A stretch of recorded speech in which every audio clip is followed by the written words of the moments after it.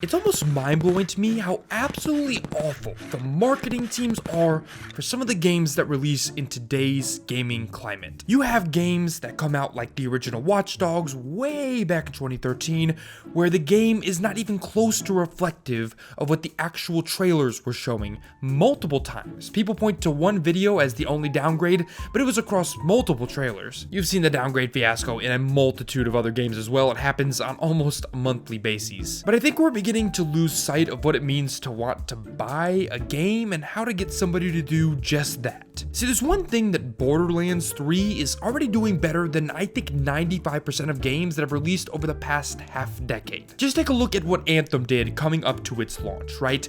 We got that gameplay trailer way back, years before its release. You know, the one where people talk to each other as though they were in some sort of weird military squad in a way that was not reflective at all of how people would actually play the game. Everything looked super pretty and great, and the world looked grandiose and beautiful. And then slowly but surely, they started dropping closed alphas and betas, and people began to play the game, and the concern started, and it was broken. And this tug of war went on for years. I think maybe that's one of the biggest mistakes that some of these companies make. I think this is the one facet of game development people don't like talking about. I think a part of that is that people don't really understand what goes into it, or better yet, people don't care because it is the least important facet of a game's development cycle. But in reality, it has a direct reflection of how we consume the content, and better yet, how the content is purchased worldwide. So today, I want to, alongside Jordan, talk about exactly what Borderlands 3 is getting right over almost any other game I've seen over the past decade, maybe even longer, and how it's doing it in such a short time frame, how it's doing it so quickly, building a small community around a game that's not out yet. And I brought Jordan out for this one mostly because he's kind of a Borderlands expert. I mean, that's kind of what his channel does. So he's going to be here to explain the minutiae of all that, but I want to talk really quickly about everything that Borderlands 3 is getting right. Bethesda developed a strategy recently that I think is really smart. Fallout 4 was announced and released in the same year, just months apart. Announced at E3, launched in November. This was great for a multitude of reasons. It wasn't because Fallout 4 was bad, and we can argue about the quality of Fallout 4 some other time, but it was because Bethesda knew something that everybody else knew as well. The Fallout name, Bethesda's name, sells on its own, and that these long extended periods of hype, years of trailers and gameplay does nothing but hurt your game, raise expectations, and inevitably lead to some sort of controversy. This is similar to what Borderlands 3 did recently. Game announcement in April, game launches just a few months later. But Borderlands 3 is doing something that I think most games forget they can do, and most companies forget is possible. It's engaging a community of people, a world full of people, in ways that almost make it feel as though the game already has a community. And sure, you could say that Borderlands as a community is, well, a community in itself, but that's not quite what I mean. The traditional launch cycle of a video game goes a bit like this. The game is rumored and some leaks happen about a couple years before the game actually comes out. Sometimes a year, 2 years before, we start to get peeks of the game at E3, a full reveal announcement, which usually is just a trailer. A couple months later at another convention or just off the cuff, we'll get a pre-rendered story trailer, and then about a year before release, we'll start to get gameplay trailers and things of that nature. And by the time these gameplay trailers roll around, people already have an idea of what this game is going to be in their heads. They already think they know what X game is and what they want it to be. By the time the gameplay rolls around, the teams that are making these games don't even have an opportunity to really explain what their game is, to show what their game is, because it's never going to be exactly what people already expect it to be. And thus judgment has already been colored. And this gets even worse when you really think about how people behave in these circumstances. We see that gameplay trailer and we start to compare it with the image of the game we thought we were going to get or what we wanted in our heads. And immediately we're either A, unsatisfied, or B, use that trailer to build upon what we already expect or want. So by the time the game finally comes out, 2 years or so later, we've built a game in our head. We've already played the game that we think we want, and there's absolutely no way that the actual release product can be that thing. But you can flip the script. You can do what we're seeing Gearbox do. Now, bear with me, this analogy might seem a little strained, but I think it's exactly what Gearbox is doing and exactly why it's working. Do you remember being a kid and getting a box of cereal? right? You'd wake up in the morning, you'd pour yourself a little bit of Fruit Loops, and on the back of the box would be a maze or a game, and inside the box would be a toy of some kind. Now, as an adult, these things seem inconsequential, but as a kid, they slowly became the reason you bought Fruit Loops. You didn't want Frosted Flakes because the last time you got Fruit Loops, you received some sort of positive reinforcement, the games and the toy.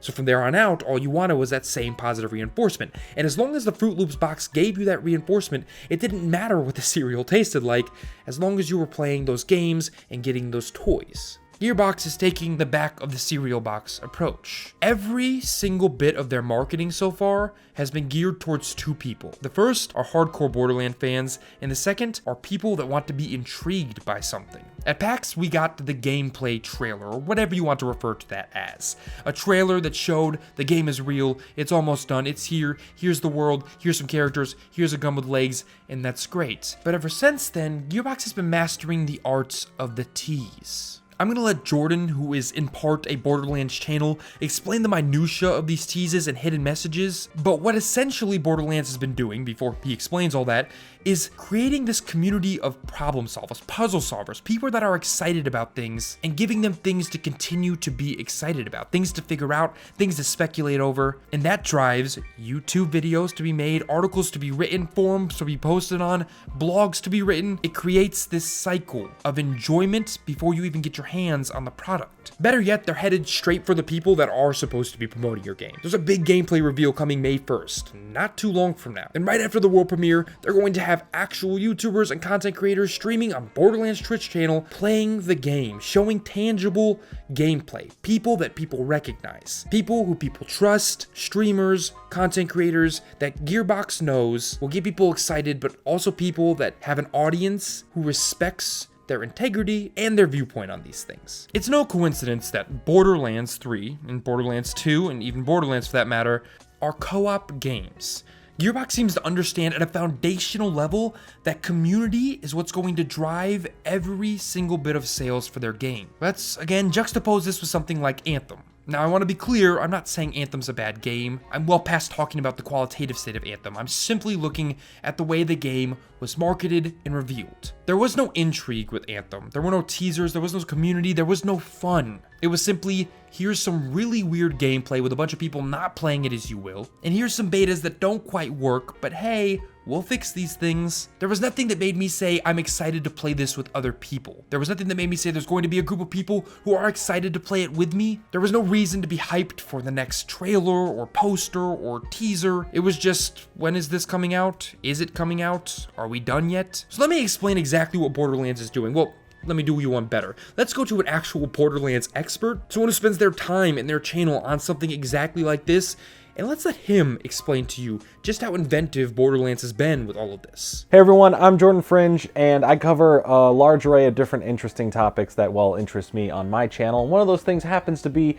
yes, you guessed it, Borderlands. That's why I'm dressed in Borderlands. That's why I'm in a Borderlands video yet again here on this channel, and you're probably not going to see the last of me when it comes to talking about Borderlands on here. So if you don't like me, I'm sorry. So I thought this was a really interesting topic to kind of go over and discuss about how Borderlands is really kind of shaping the new wave of integrating their promotions and getting the word out there about their game, and also doing a year-end release date after the same year within an announcement. And here's why I also think that they're doing it better than the example that I'm about to give. So on April 5th of 2018 at PAX East, they had this huge announcement for Spyro Reignited Trilogy, which took the internet by storm. I loved it, it was exciting, and it kind of caused me to go into a hole talking about every little thing about Spyro on my channel throughout last year, creating promotion. And then through then, Activision started supporting the creators like myself who were talking about Spyro and sending us, you know, like little promotional things and just, you know, inviting us to certain events to get hands-on experience at the game or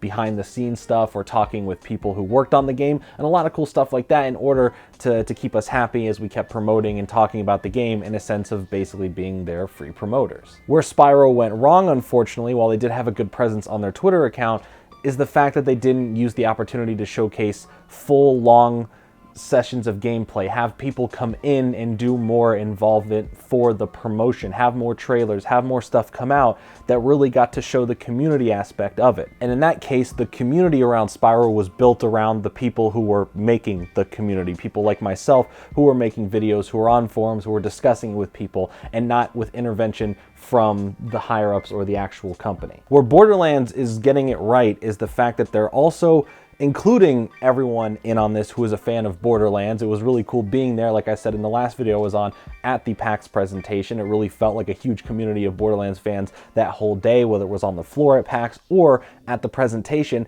and it was a great time, everyone sharing their love and the excitement for Borderlands 3. And this hype train that they're trying to get everyone on and ride hasn't stopped, and it doesn't look like it's going to be stopping anytime soon, because like we said, on May 1st, we're getting a full-out gameplay reveal. Not just a trailer, not just some CGI, a full-on gameplay reveal, not only from the people at Gearbox showcasing it on their Twitch, but a huge amount, I don't know the exact amount, they're saying hundreds, I doubt it's hundreds, but that'd be cool if it is hundreds, of streamers and online content creators who are going to Los Angeles to get their hands on the game, showcase it on their Twitch streams or YouTube channels or wherever it may be, and it's going to be this widespread community event that everyone is going to have someone that they like to listen to kind of get into something that they may be interested in, which is a really cool way of doing this. They're letting people get the hands on it right away and give their opinions on it and go and have fun with it. But for the people who aren't being able to attend these events, they're giving out a lot of information regardless. We've seen it from all the posters and tweets that they've been putting out that there's hidden messages everywhere with little clues about stuff about what's going to happen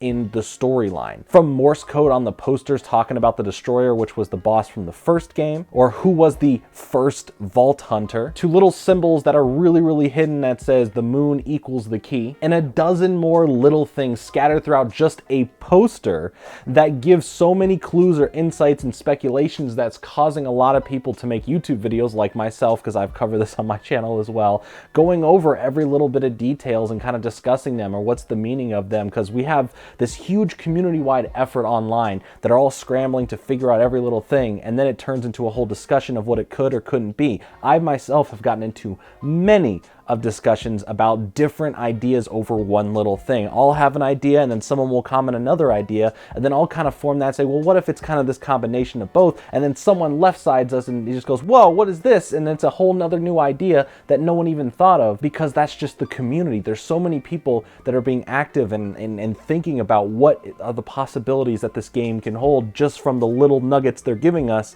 and just these little teasers. So the community aspect on the front, which is just everyone online talking about it, is massive. There's videos produced by the hour by so many different creators coming up with new ideas, talking about news, updates, what are the possibilities, what's going to be left out, what's going to be in there, why is this character missing, why does this gun have legs? Seriously, look at it, that's adorable. And then to now go and get content creators and streamers to go and get their hands on the game this early after just announcing it and showing off the little details we got, to people to get hands on the game, people from the community, people you watch possibly, that are going to give you direct feedback or streaming it live, which is an insanely cool thing. And to also have the support from the developers and people who worked on the game or led the studio actually there talking about the game and showcasing it on their Twitch is huge. While yes, they are having you do the same thing similar to Spyro, where there's a lot of these creators who are kind of becoming the promoters of the game, Gearbox is not relying on just that fact. They want to be a part of the community as much as possible, so they're giving out as much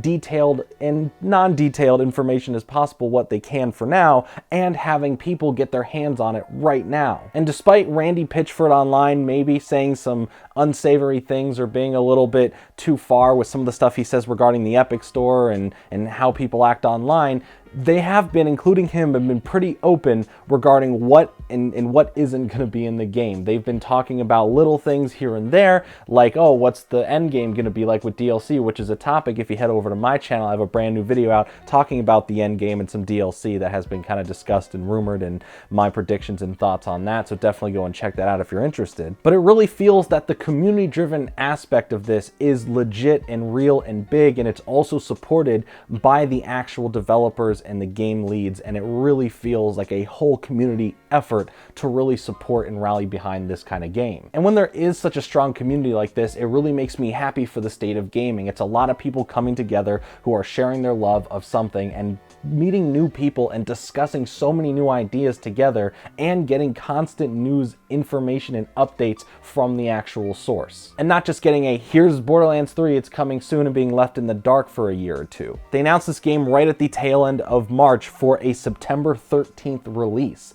That is fantastic. That means that they've been working on this, like they've said, for over 5 years now, and are having it come out, and there's a lot of love and passion put into it, and they're doing the same thing similar to Fallout, where, hey, we're announcing it now and it's coming out in a few months. And I think that's a really good way to kind of contain and build up the right amount of hype. If you announce a game too early and you kind of just stagger on with it and don't really update too often and nothing super exciting, the hype kind of dies down. People forget, people kind of move on. The thought in their head of the excitement just kind of shifts on to the next thing. Take, for example, a game that is coming out right around now, Days Gone from Sony. While their promotion is ramping up right now about it, this game has been shown off for years and years and years, and every time it gets shown, it's like, oh, is it coming out? Okay, not yet. Is it coming out? Not yet. Oh, that was a game still? Oh, is it coming out? Who knows? So right now, I do think Borderlands is taking the right approach and the right steps to promote and build something here for Borderlands 3 towards the end of the year. But that's where I just kind of wanted to jump in and talk about this. I really do appreciate you hearing me out for a few minutes, and I do want to thank Clean Prince for having me on yet again. Please feel free to come over, check out my channel, Jordan Fringe. It'll be linked in a pinned comment down below this time. Ain't that right, Clean Prince? I'm just giving him a hard time regardless. Come check me out if you're interested. If not, totally get it. Understandable. It's all good with me. But thanks for listening to me for just a few minutes. I do appreciate it. And now let's wrap up this video. Well, guys, that is it for today's video. And as always, sort of a dialogue. What do you think of what Borderlands 3 is doing? But I think my most intriguing thought, or the question I have more than any other, is if you can remember, what is your favorite game trailer, marketing move, and least favorite, the worst one, the dumbest one you've ever seen in the games industry in your entire time playing video games?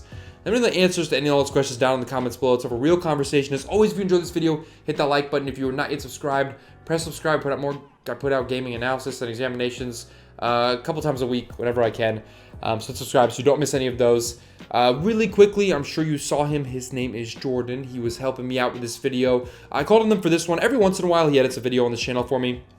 He usually helps me out about 1 in every 4 videos, but I called on him for this one because, you know, that's kind of what he does. So if you want more Borderlands content, check out his channel. It's just Jordan Fringe. If you type that into YouTube, he will come up, I assure you. Can't miss him.